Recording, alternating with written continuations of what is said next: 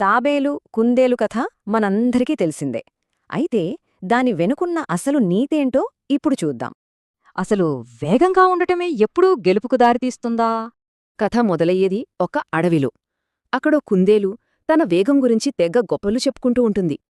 చూశారుగా, ఈ రెండు పాత్రల తీరు పూర్తి వేరు. ఒకటి వేగం, గర్వం, మరొకటి నిదానం, నమ్మకం. ఆ గొప్పలు విని విని విసిగిపోయిన తాబేలు చివరికి ఒక సవాలు విసిరింది. అదే ఒక పందెం. తాబేలు మాటలకి కుందేలుకి నవ్వొచ్చింది.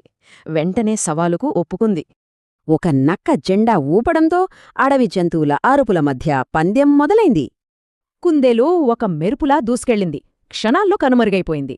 మరోవైపు తాబేలు మాత్రం తనదైన శైలిలో నెమ్మదిగా మొదటి అడుగు వేసింది. సగం దూరం వెళ్ళాక కుందేలు వెనక్కి చూసింది. తాబేలు అస్సలు కనిపించలేదు. ఆ తాబేలు ఎలాగూ నెమ్మదే కదా, కాసేపు కునుకు తీస్తే తప్పేంటి అనుకుంది.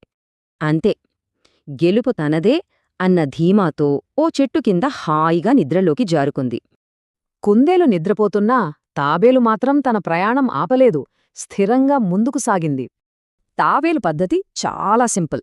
ఆగకుండా, అలసిపోకుండా ముందుకు వెళ్లడమే.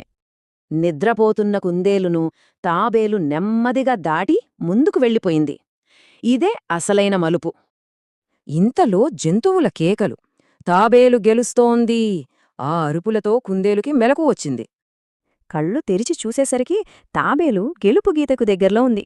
కుందేలుకి ఏం చేయాలో పాల్పోలేదు. తన శక్తి మొత్తం కూడదీసుకొని పరిగెత్తింది. కాని అప్పటికే చాలా ఆలస్యమైపోయింది. కుందేలు ఊపిరి బిగబట్టుకుని చేరేలోపే తాబేలు గెలుపు గీతను దాటేసింది.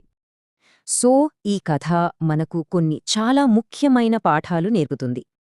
అందుకే అంటారు, గర్వం ఓటమికి దారితీస్తే స్థిరత్వం గెలుపునిస్తుంది. మరి మన జీవితంలో వేగం కన్నా నిదానమే ప్రధానం అని ఎక్కడెక్కడ వర్తిస్తుందో ఆలోచించారా?